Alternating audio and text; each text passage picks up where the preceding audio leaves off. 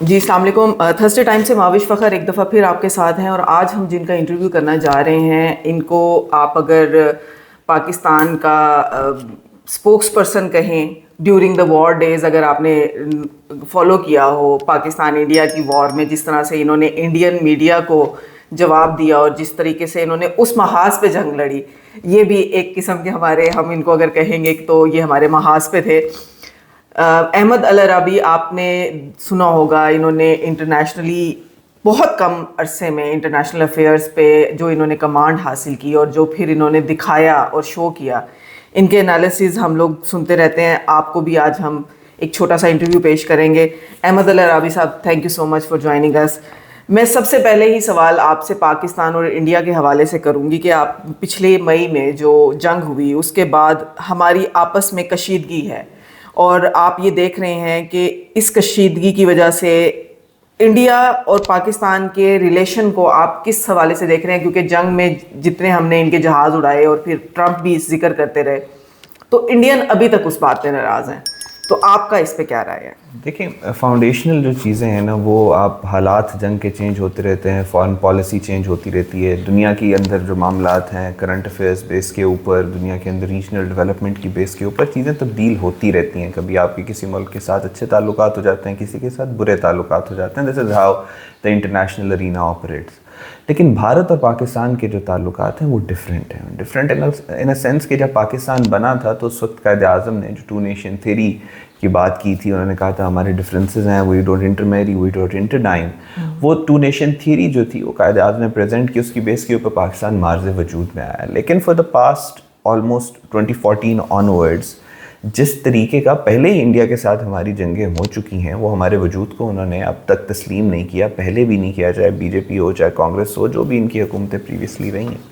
लेकिन 2014 ऑनवर्ड्स ये जो टू नेशन थ्योरी थी, ये जो कॉन्सेप्ट था टू नेशन थ्योरी का, इतना ज़्यादा रेडिकलाइज कर दिया है नरेंद्र मोदी ने इंडिया को, बीजेपी ने इतना ज़्यादा रेडिकलाइज कर दिया the inculcation of the concept of Hindu Rashtra कि इंडिया के अंदर सिर्फ हिंदूज रह सकते हैं और कोई नहीं रह सकते, डिमोनाइजिंग मुस्लिम्स जो इन्होंने शुरू किया हुआ है। फिर उसके बाद क्रिश्चियंस के ख़िलाफ़ जिस तरीके का महाज इन्होंने खोला, वह दुनिया में सबसे ज़्यादा रिलीजियस साइट्स जिस मुल्क में जिन पे अटैक किया गया, जिनको ख़त्म किया गया, चाहे वो गोल्डन टेम्पल हो, चाहे मणिपुर के क्रिश्चियन चर्चेज़ हों, चाहे बाबरी मस्जिद हो, वो भारत है। सो 2014 ऑनवर्ड्स अगैन इसको इतना ज़्यादा रेडिकलाइज और इंस्टीट्यूशनलाइज कर दिया गया है कि वो जो टू नेशन थ्योरी जिसका जिक्र कायद आज़म ने फरमाया था, नरेंद्र मोदी और बीजेपी की हार्डकोर हिंदुत्वा कल्टिस्ट पॉलिसीज़ ने उस थ्योरी को एक प्रैक्टिकल फैक्ट के अंदर तब्दील कर दिया, एक आइडियोलॉजी के अंदर तब्दील कर दिया। सो बीजेपी इंडिया को उस मकाम पे ले आई है कि वो जो इंडिया की इस वक्त लीडरशिप है और जिस तरीके से उन्होंने अपनी एक क्राउड क्रिएट किया, एक कल्ट क्रिएट किया, वो पाकिस्तान को तस्लीम कर ही नहीं सकते। वो इस स्टेज के ऊपर, फैशिज्म की स्टेज पे आ चुके हैं कि वो ये कहते हैं कि या तो इस खत्ते में इंडिया बचेगा या पाकिस्तान बचेगा। सो जब ये माइंडसेट आपकी आवाम के अंदर, आपकी लीडरशिप के अंदर मौजूद हो और आपको ये लगे कि इसी माइंडसेट की वजह से आपका वोटर बैंक जो है वो मोबिलाइज होगा और आपको वोट देगा, तो ये बड़ी एक परेशान और ख़तरनाक सूरत हाल है। और ये इसी वजह से पाकिस्तान और भारत के जो हालात हैं वो इस मोदी की सोच की वजह से और जो इन्होंने इंफ्रास्ट्रक्चर सारा क्रिएट किया, उस वजह से मुझे नियर फ्यूचर के अंदर नॉर्मलाइज होते हुए नज़र नहीं आ रहे। सही है। तो आपने देखा कि उसके बाद से हमने DGISPR की बहुत सारी प्रेस कॉन्फ्रेंसेस सुनी, उन्होंने हमें पूरी डिटेल दी कि किस तरीके से भारत पाकिस्तान के अंदर अपने काम कर रहा है और कार्रवाइयाँ कर रहा है। तो ये जो है कि जो दहशतगर्दी में सरगर्म है और फिर अफगानिस्तान को यूज़ करना, तो ये आप किस तरीके से देखते हैं इन सारे वाक़यात को कि इंडिया आफ्टर दैट स्पेशली खुल के सामने आया है और वो हमारे मुल्क के अंदर दहशतगर्दी के वाक़यात करवा रहा है?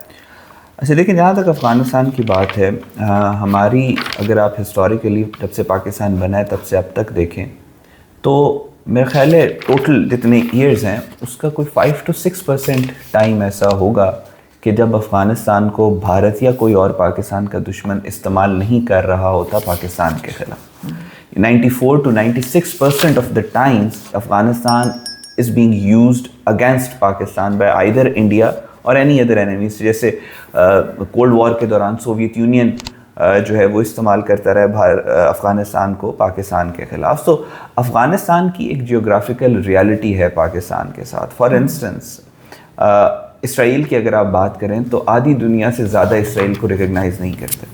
जब वो रिकग्नाइज़ नहीं करते तो उन ममालिक में इसराइल की एम्बेसीज़ नहीं हैं। जब एम्बेसीज़ नहीं हैं तो इसराइल की लिए बहुत मुश्किल हो जाता है अपनी इंटेलिजेंस जो है उस मुल्क से गैदर करना। सो इसराइलीज़ क्या करते हैं, इसराइलीज़ आइदर उनके जो एजेंट्स होते हैं वो इंग्लैंड का पासपोर्ट लेते हैं या वो यूएस का पासपोर्ट लेते हैं और उनकी एम्बेसी के स्टाफ के थ्रू वो पूरी दुनिया में मोसाड इस तरह से ऑपरेट करती रही है। प्रॉब्लम ये होती है कि अगर इसराइली किसी मुल्क के एयरपोर्ट के ऊपर आएँ तो उस मुल्क को पता है कि इसराइली यहाँ पे मौजूद है, वो एयरपोर्ट के ऊपर ही उनकी इंटेलिजेंस शुरू कर देता है, उसको पता होता है कि ये लोग कौन हैं।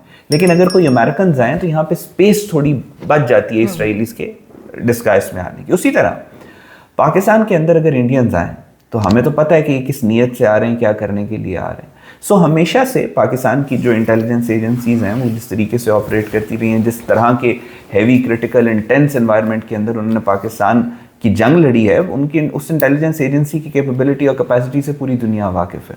सो इंडिया का अपनी इंटेलिजेंस या पाकिस्तान के अंदर तबाही करना खुद say that was kind of difficult. तो उन्होंने या कोई भी और दुश्मन उसने एक्सप्लॉइट किया पाकिस्तान का जो मुस्लिम एक अलायंस एक भाईचारा है अफ़गान्स के साथ, जो हम इनका ख्याल करते रहे हैं, जो हमारे इनके साथ जो ट्राइबल टाइज़ हैं, जो लिंग्विस्टिक टाइज़ हैं, जो इकोनॉमिक टाइज़ हैं, और सबसे बढ़ के ये मुसलमान हैं, तो हम इस वजह से इनका तो इनको हमेशा से और ये हुए हैं यूज़।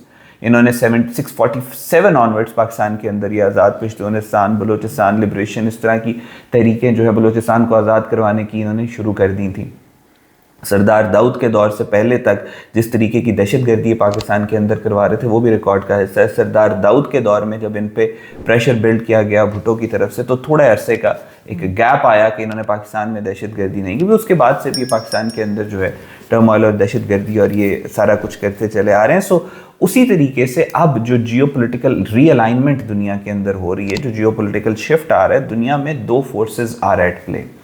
एक फोर्स वो है जो कहती है कि दुनिया मिडल ईस्ट के अंदर मज़ीद जंगें हों, इसराइल एक्सपैंड हो, ग्रेटर इसराइल बने, भारत पाकिस्तान की वॉर हो, इंडिया ग्रेटर इंडिया बने और पूरी दुनिया के अंदर केओस और अनार्की हो ताकि हम लोग इक़्तिदार में रह सके, हम ताकत में रह सकें। तो उसी अलायंस में इसराइल है, जैसे नेतन्याहू में आज मिडल ईस्ट में जंगें ख़त्म हो जाएं तो कल नेतन्याहू इक़्तिदार में नहीं रहता। सो उसी तरह आज अगर आरएसएस जो है या बीजेपी इंडिया के अंदर जेनोसाइड बंद कर दे, एंटी पाकिस्तान रेटरिक बंद कर दे तो कल नरेंद्र मोदी इक़्तिदार में नहीं रहेगा। उसी तरह अगर सस्टेनेबल पीस आ जाए और अफ़गानिस्तान के थ्रू पाकिस्तान के अंदर दहशतगर्दी ना आए तो कल अफ़गान तालिबान जो हैं वो इक़्तिदार में नहीं रहेंगे। तो ये एक नेक्सस बनता है इसराइल का, अफ़गानिस्तान का और इंडिया का। इन तीनों हुकूमतों को ऐसा लगता है कि दहशतगर्दी करवा के, कत्ल गारत करवा के, जेनोसाइड करवा के और उसकी दुनिया की वर्स्ट तरीन टेररिस्ट ऑर्गेनाइजेशंस को फीड करके, हार्बर करके, उनकी सेंचुरीज बना के अपने मुल्क के अंदर, यही हमारा this is the only way to survive and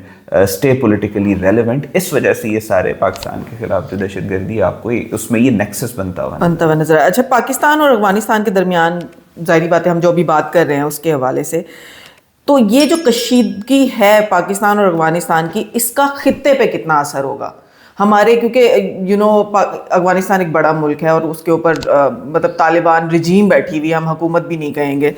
तो ये इस तरह की कार्रवाइयाँ मुसलसल होती रही रिगार्डिंग, आप देख रहे हैं इर्द गिर्द जंग चल रही है, तो खित्ते की सूरत हाल क्या पैदा हो सकती है अगर ये जारी रहता है? तो देखिए, पाकिस्तान एक बहुत इंपॉर्टेंट स्ट्रेटिजिक एक्टर है इस सारे रीजन के अंदर। स्पेशली जो मार्का हक के बाद से पाकिस्तान की जो जियोपॉलिटिकल रियलिटी है वो बड़ी ओपन होके पूरी दुनिया के सामने आई है। Pakistan is the only region, Pakistan is the only country in this region जिसके दुनिया के हर पोल के साथ बहुत अच्छे रिलेशंस हैं। पाकिस्तान के अंदर रशिया का भी स्टेक है, पाकिस्तान के अंदर बहुत ज़्यादा चाइना का भी स्टेक है और पाकिस्तान के साथ यूएस का भी बहुत ज़्यादा स्टेक वाबस्ता है।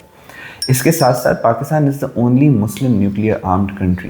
पूरे मिडल ईस्ट के अंदर आप देख रहे हैं कि जो टर्मोइल और क्राइसिस है उसमें पाकिस्तान एक बहुत इंपॉर्टेंट और सेंट्रल रोल प्ले कर रहा है। पहले भी कर चुका है डी-एस्केलेशन के लिए, अब भी कर रहा है और Pakistan is emerging as a net stabiliser and net security provider. So ये जितने ममालिक के मैंने आपको नाम लिए, चाहे आप चाइना की बात करें या रशिया की बात करें, when the US was here in Afghanistan, तो तब से ये बात हो रही थी कि यूएस, रशिया, चाइना और इस तरह के यूएस की प्रेजेंस की वजह से जो टेररिस्ट आउटफिट्स हैं वो ये इंटरेस्ट को टारगेट कर रही हैं चाइना के और रशिया के, और तभी इन्होंने सारा ये सिनेरियो बिल्ड किया कि अब यूएस को यहाँ से जाना चाहिए। एंड द यूएस वेंट, तो उसके बाद अफगानिस्तान के साथ बड़े अच्छे ताल्लुकात हैं। अफगान तालिबान चाइना गए, रशिया के साथ रशिया ने बड़े अच्छे तरीके से इनको वेलकम किया, ये सोचकर कि अब रशिया और चाइना के इंटरेस्ट, और इंटरेस्ट उनके क्या हैं, बिजनेस इंटरेस्ट हैं, कोई उनके इस तरह के इंटरेस्ट नहीं है कि उन्होंने इंडिया की तरह डिफरेंट मुल्कों में दहशतगर्दी करनी है एंड ऑल।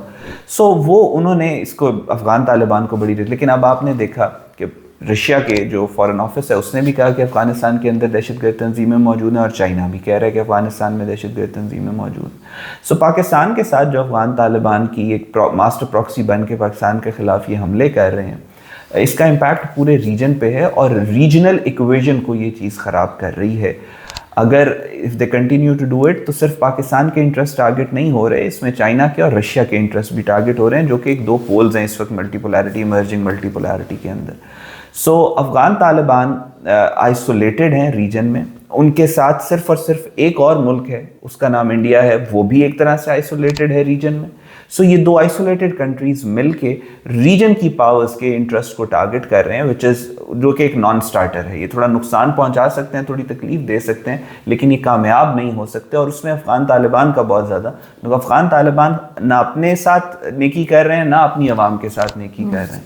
सो वो एक प्रैक्टिकली एक ड्रग लॉर्ड्स, एक गैंगस्टर्स जो हैं, वो उनकी रजीम है काबुल के ऊपर, जो इक़्तिदार में रहने के लिए पूरे अफगानिस्तान को बलि चढ़ाने के लिए भी तैयार है। बिल्कुल, आपने भी जिक्र किया, हम लोग सफारती अगर उसकी तरफ आएँ, पिछली जंग के बाद पाकिस्तान का सफारती जो किरदार है वो बड़ा अहम माना जाता है, और पूरी दुनिया में पाकिस्तान का नाम मतलब लिया जा रहा है, बैनुल-अक़वामी मीडिया पाकिस्तान की तारीफ़ करता है। और ये जो ईरान और अमेरिका की जंग है, इसके अंदर आप देख रहे हैं इन टॉक्स के अंदर पाकिस्तान सामने है लेकिन इंडिया नहीं है, तो ये क्या हमारे ऊपर किसी और तरीके से कुछ और करने की कोशिश करेंगे? अफगानिस्तान को चाइना ने फ़िलहाल तो कहा है कि आप अभी हौसला करके बैठे, लेकिन भारत जो है अब सिफारती तौर पे भी सामने नहीं आ पा रहा, तो इसके ऊपर उसका क्या असर होगा और वो पाकिस्तान के साथ क्या करने की कोशिश करेगा, अगर आप कोई एनालिसिस दे सकें? अच्छा देखें, इसमें दो चीज़ें हैं। आपने देख लिया कि जहाँ तक कैपेबिलिटी की बात है ग्राउंड के ऊपर या हार्ड पावर की बात है, तो जो भारत के साथ हुआ अभी, फिर उससे पहले भी जिस तरीके से पाकिस्तान ने भारत को कन्वेंशनल डोमेन के अंदर या हार्ड पावर की जहाँ तक बात है, तो जिस तरीके से पाकिस्तान की अफवाज ने पाकिस्तान को डिफेंड किया और डेटरेंस क्रिएट की, तो लॉजिकल एनालिसिस तो ये है कि बेटर सेंस वुड प्रिवेल, और ये हिम्मत नहीं कर सकते अगले कई साल पाकिस्तान के साथ कोई मिस एडवेंचर करने की। अच्छा, वो जो चीज़ है खौफ पाकिस्तान की अफवाज का और पाकिस्तान की कैपेबिलिटीज़ का, वो भारत में पहले भी बहुत ज़्यादा है। इनका जो आउटलेट होता था वो ये होता था कि इंफॉर्मेशन डोमेन में और फॉरेन पॉलिसी डोमेन में ये दिल create a perception that they are more powerful than Pakistan and that China's counterweight, और ये जो भारत है, आत्मनिर्भर भारत और विश्व गुरु और ये super power of the world, वो ये नैरेटिव क्रिएट करेंगे, और उससे वो अपनी इंटरनल ऑडियंस को भी सेटिस्फाई कर लेते थे और पूरी दुनिया के सामने भी बड़े अच्छे तरीके से हो जाए। मार्का हक के बाद जो लीडरशिप है पाकिस्तान के, जिस तरीके से उन्होंने सबसे पहले तो ग्राउंड के ऊपर इनको बताया कि भारत की असलियत और वो क्या, लेकिन उसके बाद से इंफॉर्मेशन डोमेन और फॉरेन पॉलिसी डोमेन में जिस तरीके से मिलिट्री डिप्लोमेसी के साथ और फिर इंफॉर्मेशन डोमेन के अंदर पाकिस्तान ने अपने ऑपरेशंस, इन्फोऑप्स जिसको आप कह सकते हैं, या जो हमारा नैरेटिव था जो आम पब्लिक से लेकर पाकिस्तान की लीडरशिप तक जिस तरीके से वो क्रिएट हुआ, तो भारत के लिए मिलिट्री डोमेन तो वैसे ही चोक हो गई, उसके बाद इंफॉर्मेशन डोमेन भी चोक कर दी गई और फॉरेन पॉलिसी डोमेन भी चोक कर दी गई। सो भारत इस वक्त हर तरफ से चोक्ड है।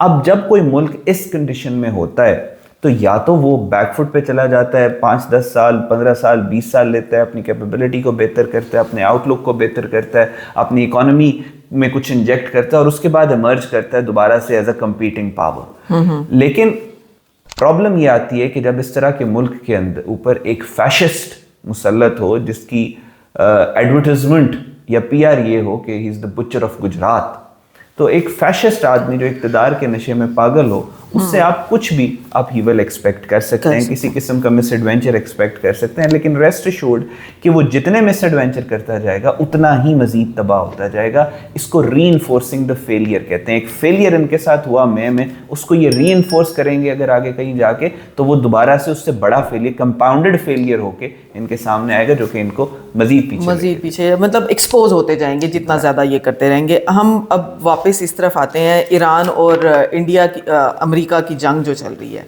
आपकी नज़र में इसके वजूहात क्या हैं, क्या मकासद हैं और अमेरिका इससे हासिल एक्चुअली क्या करना चाहता है? देखिए, अमेरिका के जो स्ट्रेटिजिक गेन्स हैं उनके ऊपर तो किसी को भी क्लैरिटी नहीं है। उसके ऊपर तो इवन प्रेसिडेंट डोनाल्ड ट्रंप को भी क्लैरिटी नहीं है, मार्को रूबियो को भी क्लैरिटी नहीं है।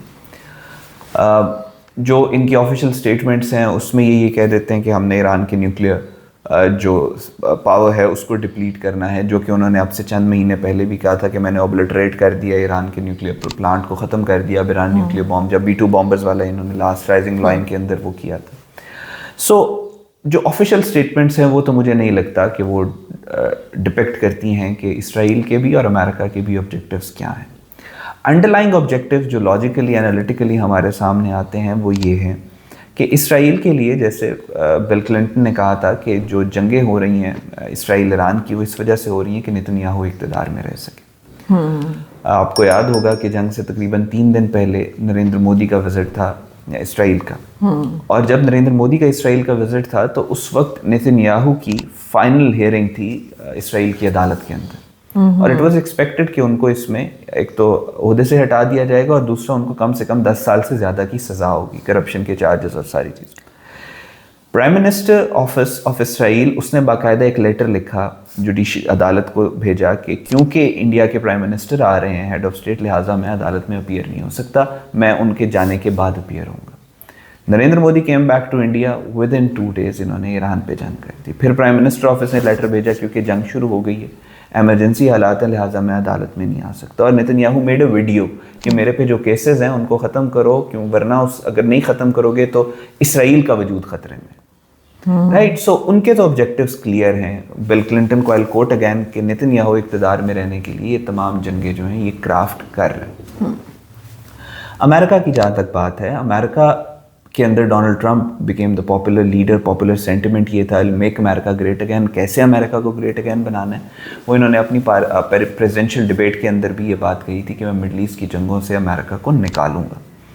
लेकिन अमेरिका के अंदर जो पब्लिक सपोर्ट है, पब्लिक सेंटिमेंट है, उसकी अपनी एक वैल्यू और वर्थ है।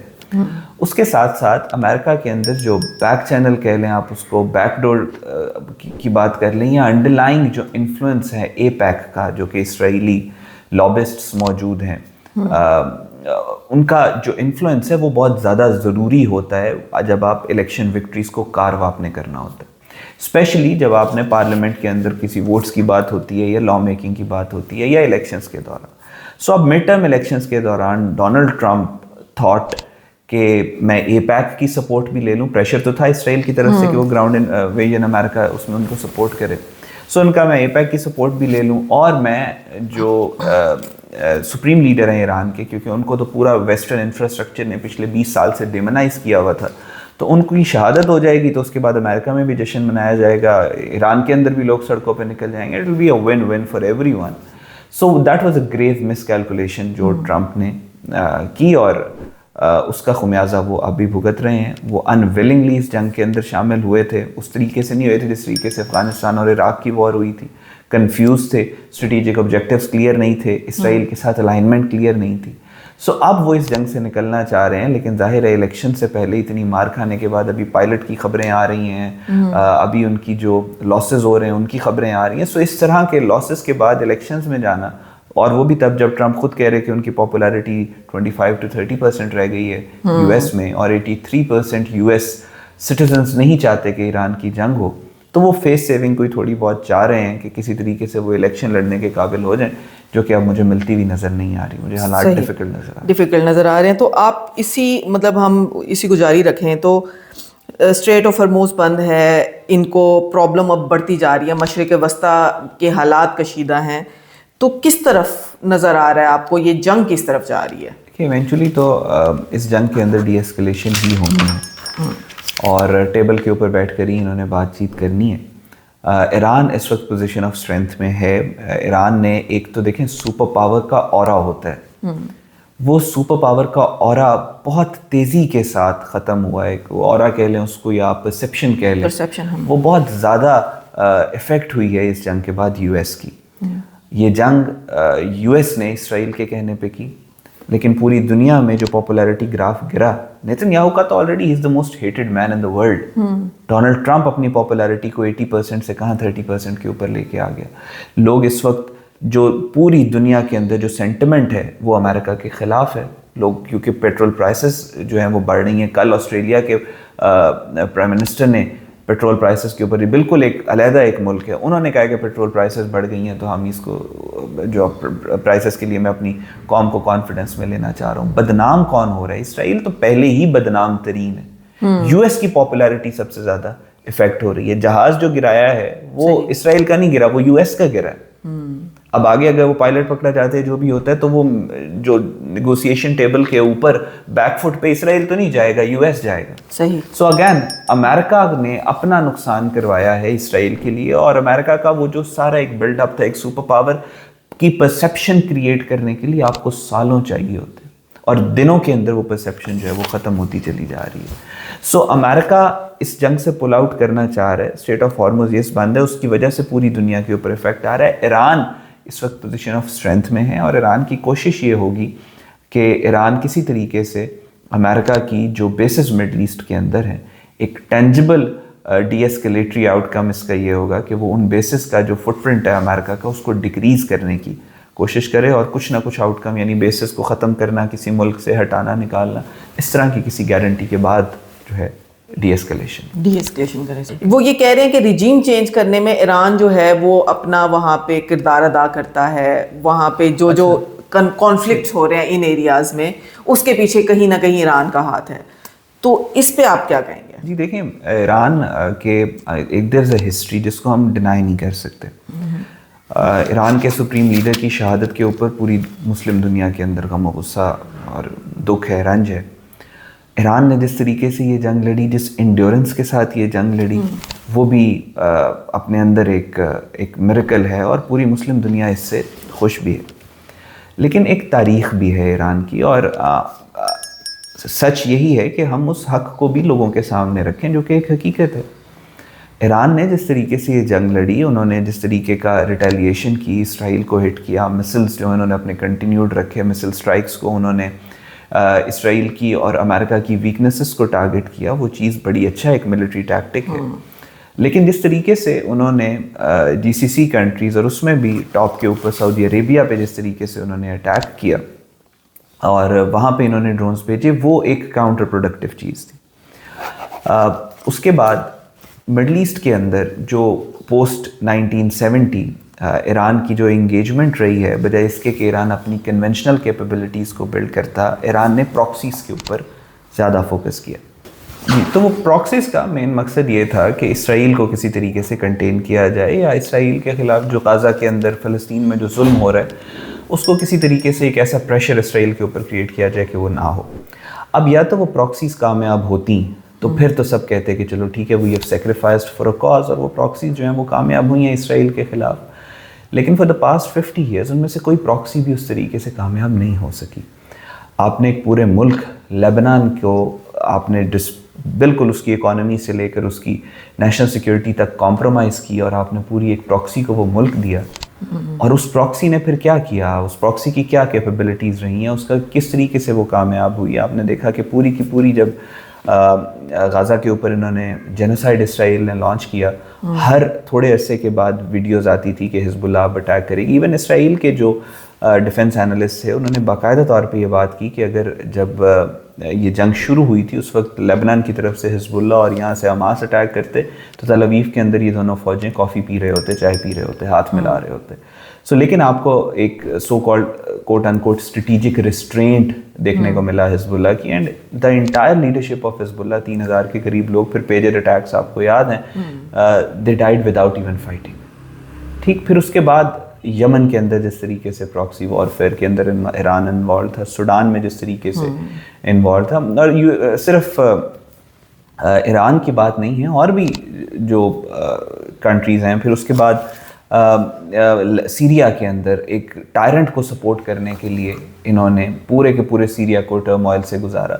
सो ये कुछ बैड डिसीजंस हैं ईरान के बिहाफ पे जिन्होंने इफ़ेक्ट किया है डायरेक्टली मुस्लिम वर्ल्ड को और मिडल ईस्ट की जियोपॉलिटिक्स को। उसको लेके यस लोग बातें करते हैं, लोग कहते हैं कि वो गलत हुआ, लेकिन इस जंग के अंदर जिस तरीके से ईरान लड़ रहा है उसमें मेरा नहीं ख्याल कि मिडल ईस्ट के किसी भी जो ये जिन ममालिक के आपने नाम लिए हैं उनमें से किसी को भी उस पर कोई ईरान में डाउट है। हाँ, जो प्रीवियस हिस्ट्री रही है ईरान की प्रॉक्सीज़ के थ्रू मुल्कों को तबाह कर, यानी एक नॉन स्टेट एक्टर्स को स्टेट एक्टर्स के ऊपर तरजीह देने की और उसको स्पॉन्सर करने की और उन नॉन स्टेट एक्टर्स के थ्रू उस स्टेट को, उस रियासत को, उस स्टेट एक्टर को तबाह करने की, उसको लेके लोग काफ़ी ज़्यादा डिस्ग्रंटल्ड हैं। ये अब आपने बड़ी अच्छी बात की, लेकिन अब अगर हम रिपोर्ट देखें कि 28 फरवरी से 26 मार्च तक ईरान के 83% हमले जो थे वो खलीजी या अरब ममालिक पर थे, जबकि 17% इसराइल के ख़िलाफ़ थे। तो इस इक़दाम को आप कैसे देखते हैं? मैं वही कह रहा हूँ, इट्स काउंटर प्रोडक्टिव था। मुझे ऐसा लगता है ये काउंटर प्रोडक्टिव था। ये सारे ईरान के पोटेंशियल एलाइज थे और इन पोटेंशियल एलाइज को अगर ईरान अच्छे तरीके से इस्तेमाल करता और इनके साथ रह के करता तो it would have been better Iran. और दूसरा मुझे, क्योंकि बिकॉज मेरा खुद मास्टर्स का मेरा thesis was on the concept of greater Israel, तो मुझे तो पता है कि 70s से ये कोशिश ये कर रहे हैं कि किसी तरीके से मुसलमान दुनिया को आपस में लड़वाया जाए। तो आप अगर if you are adding fuel to it, if you are adding, आप उसको ईजी कर रहे हैं इसराइल के लिए वो करना। बेशक आप पे इख्तलाफात होंगे, मुस्लिम दुनिया में आपके बहुत सारे ममालिक के साथ इख्तलाफात होंगे, लेकिन इस साजिश में आपने राइट प्ले किया शुरू में। मुझे अच्छी तरह याद है कि जैसी आपने भी बात की है कि इसराइल से ज़्यादा शुरू में अटैक्स जो थे वो सारे मिडल ईस्टर्न कंट्रीज़ के ऊपर थे। जब अमेरिका का बहरी बेड़ा आपके बिल्कुल पास, आपकी टेरिटोरियल वाटर्स के करीब खड़ा हुआ है, तो आप कहें कि जी मैं अमेरिका की बेस जो कि एक मुसलमान मुल्क आ रहे हैं उसमें टारगेट करूँगा, और फिर आप उस बेस को भी टारगेट नहीं कर रहे, आप उस मुल्क के अपने इंफ्रास्ट्रक्चर को टारगेट कर रहे हैं, कमर्शियल बिल्डिंग्स को टारगेट कर रहे हैं। So this is counter productive. उसके बाद फिर Pakistan played a very vital role इसको डी एस्केलेट करवाने के लिए। जो सऊदीज़ हैं उन्होंने बहुत ज़्यादा रिस्ट्रेंट का मुजाहरा किया, बड़े अच्छे तरीके से उन्होंने इस सिचुएशन को डील किया। और आपको इस वक्त आपको ना बिल्कुल मिडल ईस्ट के अंदर एनवायरनमेंट क्लियर होता हुआ नज़र आ रहा है। आपको फोर्सेस ऑफ पीस नज़र आ रही हैं, आपको फोर्सेस ऑफ वॉर नज़र आ रहे हैं, आपको वो मुसलमान मुल्क नज़र आ रहे हैं जिन्होंने अपना स्टेक हमेशा के लिए मुस्लिम दुनिया के साथ अटैच कर लिया। फिर आपको चंद मुसलमान मुल्क, और उसमें ईरान भी शामिल है, उसमें आप सऊदी अरेबिया को भी देख सकते हैं, उन्होंने अपना स्टेक वाजे कर दिया कि हम खड़े हैं तो हम मुस्लिम उम्मत के साथ खड़े हैं। सही। पाकिस्तान ने भी अपना स्टेक वाजे कर दिया, लेकिन आपको इसी में अनफॉर्चुनेटली कुछ ऐसे मुल्क भी नज़र आ रहे हैं जिन्होंने कहा नहीं, हम इसराइल के साथ खड़े होंगे। सही, आपने पाकिस्तान के किरदार की बात की। अमेरिका हो या ईरान, मुज़ाकरात में उन्होंने पाकिस्तान पे एतमाद ज़ाहिर किया। फिर तुर्की से लोग आए, सऊदीया से आए, मिस्र से वज़रा आए यहाँ पे, और हमारे डिप्टी प्राइम मिनिस्टर चाइना गए और उस पर 5 नुकाती उन्होंने एक बयान भी वहाँ से छाया हुआ। तो आप इन सारी कोशिशों को किस तरफ देख रहे हैं कि ख़ुसूसी पाकिस्तान का किरदार अगर हम देखें, क्या हम ये जंग रुकवा पाएंगे? देखें, बात यह है कि इंटरनेशनल रिलेशंस में कहते हैं कि you have to respect the environment. Environment सबसे इम्पोर्टेंट रोल प्ले करती है। हम आम ज़ुबान में इंटरनेशनल रिलेशंस में उसको एनवायरनमेंट कहते हैं, हालात कह देते हैं, सर्कमस्टांसेस कह देते हैं। इस वक्त मिडल ईस्ट के अंदर जो नीड ऑफ द आवर है वो डी एस्केलेशन है। अभी जंग कर लें, अमेरिका के बारे में बातें आ रही हैं कि ग्राउंड इन्वेजन करेगा, ग्राउंड इन्वेजन कर ले, 4 महीने लड़ ले, 4 साल लड़ ले, 40 साल लड़ ले, लड़ने के बाद इन्होंने टेबल के ऊपर ही बैठना है, जंग डी एस्केलेट ही होनी है। किसी न किसी पार्टी ने, किसी न किसी एक्टर ने उस जंग को, मीडिएशन को लीड भी करना है और उसने वो जंग डी एस्केलेट करवानी है। बेहतर है कि वो जल्दी हो जाए। पाकिस्तान, आप अगर ये देखें कि नेचुरल एयर है इस सारी चीज़ के अंदर, पाकिस्तान ने खुद जाके अपने आप को प्रेजेंट नहीं किया कि मैं जंग रुकवाता हूँ, मैं आपकी मीडिएशन करवाता हूँ, मैं आपकी सिक्योरिटी गारंटीज लेता हूँ। मैं किसी, पाकिस्तान ने वो shady deals, back channel diplomacy करके ये नहीं कहा कि मुझे यहाँ पे इंस्टॉल करवाओ। पाकिस्तान को जो मिडल ईस्टर्न कंट्रीज हैं उधर से डिमांड आई है कि पाकिस्तान आए। जब कतर के ऊपर इसराइल ने अटैक किया, तो जो स्ट्रेटेजिक डिफेंस एग्रीमेंट हुआ बिटवीन उसके बाद पाकिस्तान और सऊदी अरेबिया के दरमियान में, वो मिडल ईस्टर्न कंट्रीज़ की, सऊदी अरेबिया की डिमांड, सऊदी अरेबिया की नीड के ऊपर हुआ। उन्होंने कहा कि वी फील द नीड कि हम पाकिस्तान को अपने साथ जो है वो एक attack on Saudi Arabia will be considered attack on Pakistan. Saudi Arabia trusted Pakistan with their defence. Saudi Arabia पूरी दुनिया के साथ इकोनॉमिक टाइज है, डिफेंस के टाइज, अपनी सिक्योरिटी के साथ सिर्फ एक मुल्क को ट्रस्ट किया।